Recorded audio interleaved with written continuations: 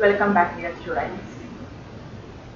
Teachings of Poultry എന്ന ചാപ്റ്ററിലെ അടുത്ത ഭാഗമാണ്. കഴിഞ്ഞ സ്ലൈഡിൽ കുറച്ച് ഡിസീസസ് നമ്മൾ പരിചയപ്പെട്ടു. സാധാരണയായിട്ട് നമ്മൾ വാക്സിനേഷൻസ് എടുക്കുന്ന ഡിസീസസ് ആയിരുന്നു ആ സ്ലൈഡിൽ പറഞ്ഞിരുന്നത്. ഈ ഒരു സ്ലൈഡിൽ വാക്സിനേഷൻസ് സാധാരണയായിട്ട് ചെയ്യാത്തതും കോഴികൾക്ക് വരുന്ന മറ്റ് അസുഖങ്ങളുമാണ് പറഞ്ഞിരിക്കുന്നത്. ശ്രദ്ധിച്ച് കാണുക. നിങ്ങൾക്ക് എല്ലാവർക്കും അറിയാം, ഏകദേശം 6 കാറ്റഗറി ഓഫ് ഡിസീസസ് ആണ് പൗൾട്രിയിൽ വരുന്നത്. ഇതിൽ പ്രധാനമായിട്ടുള്ള രോഗകാരികൾ bacterial, viral, fungal, protozoal and parasitic ആണ്. കൂടാതെ ന്യൂട്രീഷണൽ ഡെഫിഷ്യൻസി ഡിസീസസും പോഷകാഹാരക്കുറവ് മൂലം വരുന്ന അസുഖങ്ങളും കോഴികളിൽ കാണാറുണ്ട്. ഇതിൽ ബാക്ടീരിയൽ ഡിസീസും വൈറൽ ഡിസീസും നമ്മൾ കഴിഞ്ഞ സ്ലൈഡിൽ പറഞ്ഞു കഴിഞ്ഞതാണ്. അതിൽ പെടാത്ത പുള്ളോറവും ഏവിയൻ ഇൻഫ്ലുവൻസയും ഇവിടെ ചേർത്തിട്ടുണ്ട്. അപ്പോൾ നമുക്ക് തുടങ്ങിയാലോ. ആദ്യത്തെ ബാക്ടീരിയൽ ഡിസീസ് കഴിഞ്ഞ സ്ലൈഡിൽ ഉൾപ്പെടുത്താത്തത് പുള്ളോറം ഡിസീസ് ആണ്. ഇതിന്റെ പോസിറ്റീവ് ഓർഗാനിസം ആയിട്ടുള്ള ബാക്ടീരിയ സാൽമണല്ല പുള്ളോറം. സാധാരണയായിട്ട് ചെറിയ കോഴിക്കുഞ്ഞുങ്ങളിലാണ് ഇത് വരുന്നത്. ആയതിനാൽ പെട്ടെന്ന് കോഴിക്കുഞ്ഞുങ്ങൾ ചത്തുപോകുന്നത് നമുക്ക് ശ്രദ്ധയിൽപ്പെടാം. ശ്രദ്ധിച്ചില്ല എങ്കിൽ പെട്ടെന്ന് നഷ്ടം സംഭവിക്കാവുന്ന ഒരു അസുഖമാണ് പുള്ളോറം എന്ന് പറയുന്നത്. ഇതിന്റെ സിംറ്റമായിട്ട് നമ്മൾ കാണുക പെട്ടെന്ന് ചത്തുപോകുന്നതായിരിക്കും. അതിന് മുന്നോടിയായിട്ട് കോഴിക്കുഞ്ഞുങ്ങൾക്ക് ചെറിയ രീതിയിലുള്ള തൂക്കവും കൂട്ടം കൂടി നിൽക്കാനുള്ള പ്രവണതയും, കൂടാതെ ശ്വാസം എടുക്കാനുള്ള ബുദ്ധിമുട്ട്, പെട്ടെന്നുള്ള വെയിറ്റ് ലോസ്, കൂടാതെ ഇതിന് ഡയേറിയ വരുന്നു. വൈറ്റ് വിസ്കസ് ചാക്കി ഡയേറിയ, വെളുത്ത നിറത്തിലുള്ള കാഷ്ടം ഇതിലൊന്നുണ്ടാവും. ചാക്കി ഡയേറിയ എന്നതുകൊണ്ടാണ് ഉദ്ദേശിക്കുന്നത് വെള്ള കാഷ്ടം എടുക്കുന്നത്.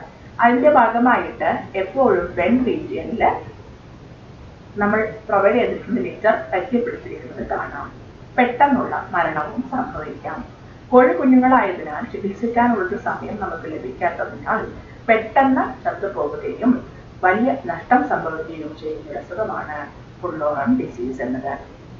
ഇതിന് പ്രിവെൻഷൻ ആൻഡ് കൺട്രോൾ മെഷേഴ്സ് എന്ന് പറയുന്നത്, കുഞ്ഞുങ്ങളായതിനാൽ വാക്സിനേഷൻ എടുക്കാനുള്ള ഒരു സമയം നമുക്ക് കിട്ടുന്നില്ല. പെട്ടെന്ന് തന്നെ അസുഖം വന്ന കുഞ്ഞുങ്ങളെ മാറ്റി സ്ലോട്ടർ ചെയ്ത് കളയുകയാണ് വേണ്ടത്. കൃത്യമായിട്ടുള്ള serological testing, blood testing breeding സ്റ്റോപ്പിൽ ചെയ്യണം. അതായത് അമ്മ കോഴിയിലാണ് കൃത്യമായിട്ടുള്ള ടെസ്റ്റിംഗ് ചെയ്യേണ്ടത്. കൂടാതെ കൃത്യമായിട്ടുള്ള ഹാച്ചറി ഹൈജീനും റോഡൻ കൺട്രോളും ചെയ്തു കഴിഞ്ഞാൽ നമുക്ക് കുഞ്ഞുങ്ങളെ ഈ അസുഖത്തിൽ നിന്നും രക്ഷിക്കാം. കുഞ്ഞുങ്ങൾക്ക് വരുന്നത് മുട്ടയിലൂടെയാണ്, അല്ലെങ്കിൽ അമ്മയിലൂടെയാണ്. ആയതിനാൽ ബ്രീഡിംഗ് സ്റ്റോക്കിന്റെ പ്രോപ്പർ ആയിട്ടുള്ള ഹൈജീനിക് മെത്തേഡും നല്ല രീതിയിലുള്ള ടെസ്റ്റിങ്ങും ചെയ്തു കഴിഞ്ഞാൽ നമുക്ക് ഈ അസുഖം ഒഴിവാക്കാം. പുള്ളോറം ഡിസീസ്, പോസിറ്റീവ് ഓർഗാനിസം സാൽമണല്ല പുള്ളോറം. അടുത്ത വൈറൽ ഡിസീസ് ആണ് ഏവിയൻ ഇൻഫ്ലുവൻസ അഥവാ ഫൗൾ പ്ലേഗ് എന്ന് പറയുന്നത്. ഇതും ഓർത്തോമിക്സോ എന്ന് പറയുന്ന വൈറസ് കാരണമാണ് വരുന്നത്. സിംറ്റംസ് ആയിട്ട് 2 രീതിയിൽ നമുക്ക് കാണാം. ചെറിയ രീതിയിലുള്ള ഇൻഫെക്ഷൻ ആണെങ്കിൽ, low pathogenic avian influenza virus ആണെങ്കിൽ ശ്വാസതടസ്സവും മൂക്കിൽ നിന്നും വായിലൂടെയും ഒക്കെ ഡിസ്ചാർജും സൈനസൈറ്റിസും ഒക്കെ നമുക്ക് കാണാം. ചെറിയ രീതിയിലുള്ളത് ഇത് നമുക്ക് ചികിത്സിച്ച് ഒരു പരിധിവരെ മാറ്റാവുന്നതാണ്. എന്നാൽ high pathogenic avian influenza virus ആണ് ബാധിച്ചതെങ്കിൽ അക്യൂട്ട് കണ്ടീഷനിൽ കോമ്പും പാറ്റഡും ഒക്കെ സൈനോസിസ് നമുക്ക് കാണാം. നീല നിറമായിട്ട് നീർക്കെട്ടോടുകൂടി കാണാൻ പറ്റും. കൂടാതെ വായിൽ നിന്നും രക്തം കലർന്ന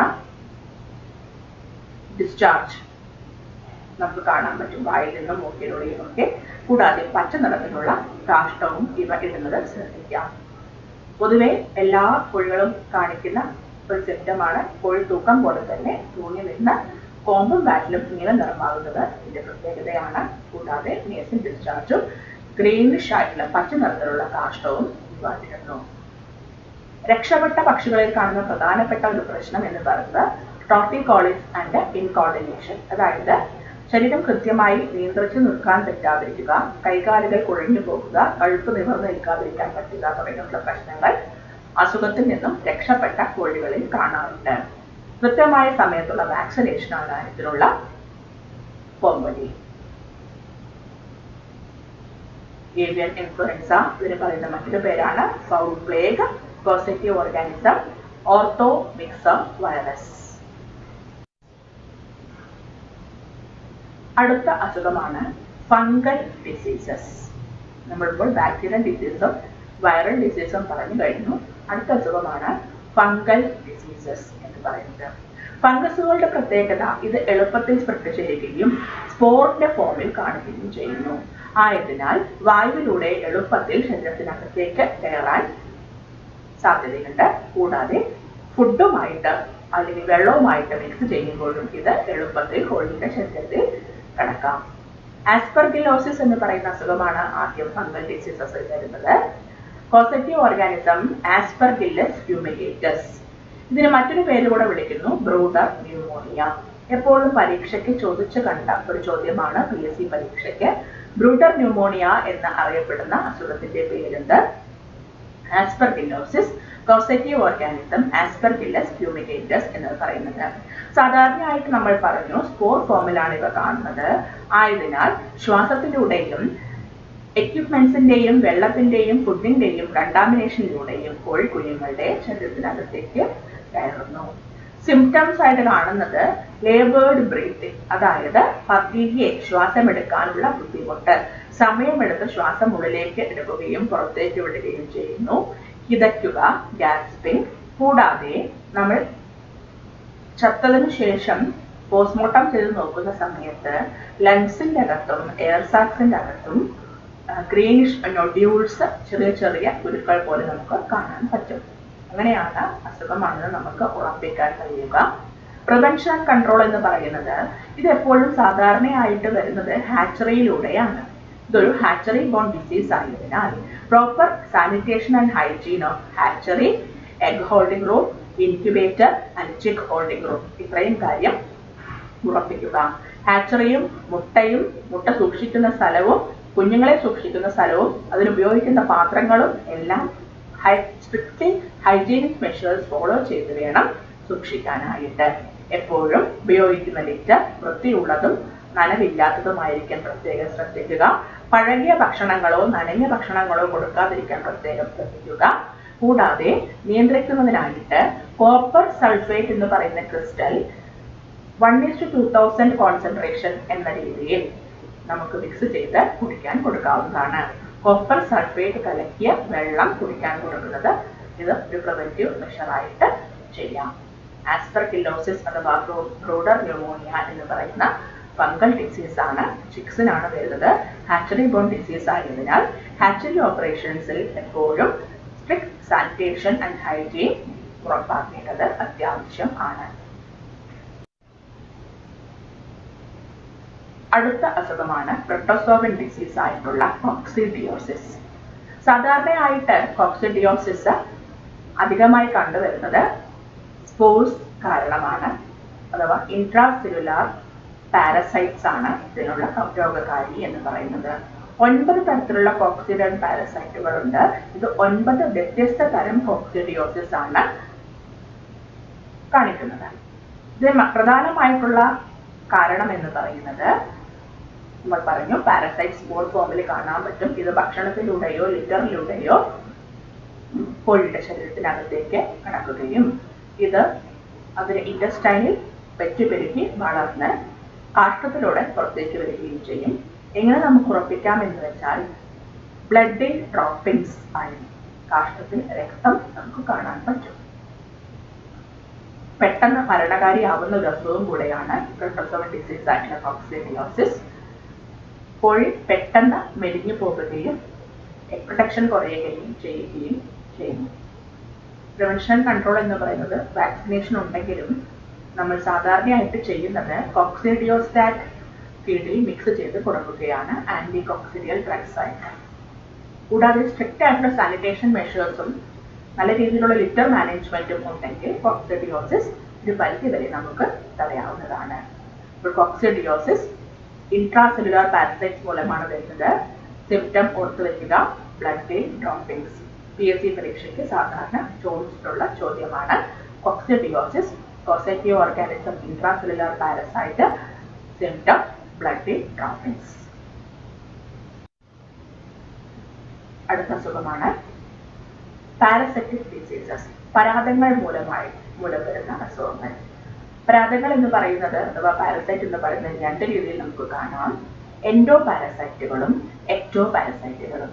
എൻഡോ പാരസൈറ്റ് എന്ന് പറഞ്ഞാൽ ശരീരത്തിനകത്ത് കാണുന്ന പരാതജീവികൾ. എക്ടോ പാരസൈറ്റ് എന്ന് പറഞ്ഞാൽ ശരീരത്തിന് പുറത്ത് കാണുന്ന പരാതജീവികൾ. പാരസൈറ്റുകളുടെ പ്രത്യേകത എന്താണ്? സ്വന്തമായിട്ട് ഭക്ഷണം ഉണ്ടാക്കാനുള്ള കഴിവ് അവർക്കില്ലാത്തതിനാൽ എഫക്ട് ചെയ്യുന്ന പക്ഷിയുടെ രക്തം കുടിച്ചാണ് ഇവ വളരുന്നത്. ഇതിൽ എക്ടോ പാരസൈറ്റുകൾ നമുക്ക് എല്ലാവർക്കും വരുന്ന പോലെ തന്നെ ചെള്ള്, പേന് തുടങ്ങിയിട്ടുള്ളവയാണ്. ടിക്, മൈറ്റ്സ് ആൻഡ് ലൈസ്. ചിത്രത്തിൽ കാണുന്നുണ്ടാവും നിങ്ങൾക്ക് കണ്ണിലെ ചെറിയ ചെറിയ ജീവികൾ. അത് ടിക്സും മൈറ്റ്സും ഒക്കെയാണ്. ചെള്ള്, പേന്, കോഴിപ്പേന് തുടങ്ങിയിട്ടുള്ളതൊക്കെ എക്ടോ പാരസൈറ്റിൽ വരുന്നതാണ്. ഇതൊരു വെക്ടർ ആയിട്ട് കൂടെ ആക്ട് ചെയ്യുന്നു. അതായത് പലതരം അസുഖങ്ങളുടെയും സഞ്ചാരികളാണ് ഇവ. ഒരു കോഴിക്ക് എന്തെങ്കിലും അസുഖം ഉണ്ടെങ്കിൽ ഇത് അവിടെ നിന്നും കുടിച്ച് അടുത്തതിലേക്ക് ചാടിപ്പോകും. ചാടാനും പറക്കാനും കഴിയുന്നവയാണ് എക്ടോ പാരസൈറ്റുകൾ എന്ന് പറയുന്നത്. അതിനാൽ ഇത് വെക്ടർ ആയിട്ടും കൂടാതെ എപ്പോഴും ബ്ലഡ് കുടിക്കുകയും ഒക്കെ ചെയ്യുന്നത് കൊണ്ട് ഇറിറ്റേഷൻ എപ്പോഴും കോഴികൾക്ക് സംഭവിക്കാം. പ്രിവെൻഷൻ എന്ന് പറയുന്നത് നല്ല രീതിയിലുള്ള സാനിറ്റേഷൻ മെഷേഴ്സ് ആണ്. കൂടാതെ സമയാസമയങ്ങളിലുള്ള ഇൻസെക്ടിസൈഡ്സിന്റെ ആപ്ലിക്കേഷൻസ് നമുക്ക് ചെയ്യാം. സാധാരണയായിട്ട് നമ്മൾ ടെസ്റ്റിംഗ് ഒക്കെ ചെയ്യാറുണ്ട്. ചുണ്ണാമ്പ് കൊണ്ടുള്ള ടെസ്റ്റിംഗ് പോപ്പുലർ ആണ്. നമ്മുടെ നാട്ടിൽ സാധാരണ നമ്മൾ ചെയ്യുന്നത് വേപ്പില ഇട്ട് കൊടുക്കുകയോ അല്ലെങ്കിൽ മൂക്കിപ്പൊടിയൊക്കെ നമ്മൾ ഉപയോഗിക്കാറുണ്ട് പാരസൈറ്റുകളെ കൊല്ലാനായിട്ട്, എക്സ്റ്റേണൽ പാരസൈറ്റുകളെ കൊല്ലാനൊക്കെ ആയിട്ട്. അടുത്തത് ഇന്റേണൽ പാരസൈറ്റുകളാണ് അഥവാ എൻഡോ പാരസൈറ്റ് എന്ന് പറയുന്നത്. രണ്ട് തരത്തിലുള്ള പാരസൈറ്റുകളാണ് സാധാരണയായിട്ട് കോഴികളിൽ കാണുന്നത്. അസ്കാരിയാസിസും സീക്കൽ വേംസും. അസ്കാരിയാസിസ് എന്ന് പറയുന്നത് അസ്കാർഡിയ ഗാലെ എന്ന് പറയുന്ന ആ ചിത്രത്തിൽ കാണുന്ന വെളുത്ത നീളത്തിലുള്ള പുഴുക്കൾ പോലെ കാണുന്നതാണ് അസ്കാരിയാസിസ് എന്ന് പറയുന്ന ജീവി. ഇത് ഇൻഡസ്റ്റൈനിലാണ് ഇത് കാണുന്നത് ആയതിനാൽ കൃത്യമായിട്ടുള്ള ഭക്ഷണം കോഴികൾ കഴിക്കുന്ന ഭക്ഷണത്തിനനുസരിച്ചിട്ടുള്ള ആരോഗ്യം കോഴികൾക്ക് ഉണ്ടാവുന്നില്ല. പുവർ ഗ്രോത്ത് റേറ്റും ലോവർ പ്രൊഡക്ടിവിറ്റിയും ഇതിന്റെ സിംറ്റമാണ്. കൂടാതെ അടുത്തതാണ് സീക്കൽ വേംസ് എന്നത്.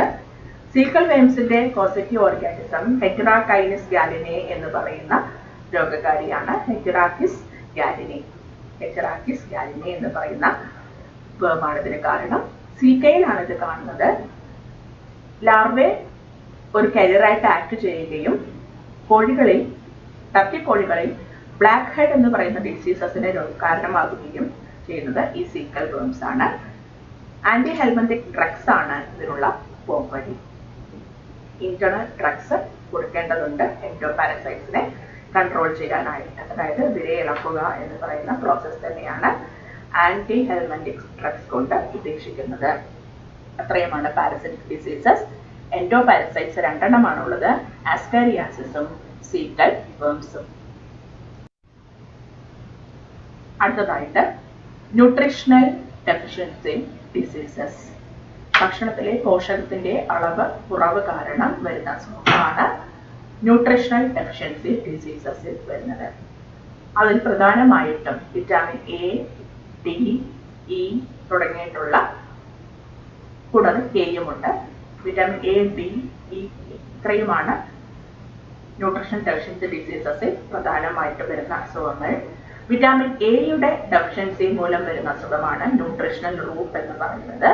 ഇതിന് സിംറ്റമായിട്ട് കാണുന്നത് മൂക്കിലൂടെയും കണ്ണിലൂടെയുമുള്ള ഡിസ്ചാർജ് കാണാം, കുഞ്ഞുങ്ങൾ പൂർണ്ണമായിട്ടുള്ള വളർച്ച എത്താതിരിക്കുക, കൂടാതെ മുട്ട ഉൽപാദനം പെട്ടെന്ന് കുറയുക. ഇതിനായിട്ട് നമുക്ക് വിറ്റാമിൻ എയുടെ സോഴ്സസ് ആയിട്ടുള്ള liver oil, fish oil, liver meal, green grasses എന്നിവ ഉൾപ്പെടുത്താം. എപ്പോഴും ശ്രദ്ധിക്കുക, ഗ്രീൻ ഫീഡിംഗ് നിർബന്ധമായും എല്ലാ കോഴികൾക്കും ചെയ്യേണ്ടത് അത്യാവശ്യമാണ്. ഒരു പരിധിവരെ എല്ലാ ന്യൂട്രീഷണൽ ഡെഫിഷ്യൻസി ഡിസീസസിനും ഒരു ഉത്തമ പ്രതിവിധിയാണ് ഗ്രീൻ ഫീഡിംഗ് എന്നത്. അതായത് പച്ചപ്പുല്ല് അല്ലെങ്കിൽ പച്ചിലകൾ ധാരാളമായി കോഴികൾക്ക് തിന്നാൻ കൊടുക്കുക. അടുത്ത അസുഖമാണ് വിറ്റാമിൻ ഡി ഡെഫിഷ്യൻസി മൂലം വരുന്ന റിക്കറ്റ്സ് എന്ന് പറയുന്നത്. കാൽസ്യത്തിന്റെയും ഫോസ്ഫറസിന്റെയും ഡെഫിഷ്യൻസി മൂലം വിറ്റാമിൻ ഡി ഡെഫിഷ്യൻസി ഇതിനൊരു കാരണമാണ്. കാൽസ്യവും ഫോസ്ഫറസും കുറഞ്ഞത് മൂലവും വരാം. പ്രധാനമായിട്ടും സിംറ്റമായി കാണിക്കുന്നത് ലേംനെസ്, മുടന്ത്, കാല് നിവർന്നിരിക്കുക, സ്റ്റിഫ് ലെഗ്, മടക്കാൻ പറ്റുന്നില്ല, സ്വള്ളൻ ഹോക്ക് റീജിയനിൽ തഴമ്പ് പോലെ അല്ലെങ്കിൽ തടച്ചിരിക്കുന്നത് കാണാൻ പറ്റും, rubbery beak, drop in egg production. Vitamin ഡിയുടെ സോഴ്സ് ആയിട്ട് fish oil, sunlight, ultraviolet light, synthetic vitamin D എന്നിവ നമുക്ക് കൊടുക്കാം. നിർബന്ധമായും കോഴികൾക്ക് ആവശ്യത്തിൽ വെളിച്ചം നിർബന്ധമായും കിട്ടിയിരിക്കണം. സൂര്യപ്രകാശത്തിൽ കോഴികളെ മേയാൻ വിടുന്നതാണ് ഏറ്റവും ബെസ്റ്റ് മെത്തേഡ് എന്ന് പറയുന്നത്. കൂടാതെ ആവശ്യത്തിനുള്ള ഭക്ഷണത്തിൽ സിന്തറ്റിക് വിറ്റാമിൻ ഡി നമുക്ക് ആഡ് ചെയ്ത് കൊടുക്കാം. എങ്കിലും കൃത്യമായിട്ട് നല്ല വെളിച്ചത്തിൽ വളരുന്നത്, മേയാൻ വിടുക എന്നതിലുപരി വായുസഞ്ചാരമുള്ളതും ആവശ്യത്തിന് സൂര്യപ്രകാശം രാവിലെയും വൈകിട്ടും കിട്ടുന്നതുമായിട്ടുള്ള കൂടുകൾ നിർമ്മിച്ചാൽ ഈ ഒരു അസുഖം വരാതെ നമുക്ക് തടയാം. റിക്കറ്റ്സ്, വിറ്റാമിൻ ഡി ഡെഫിഷ്യൻസി മൂലം വരുന്ന അസുഖം റിക്കറ്റ്സ്.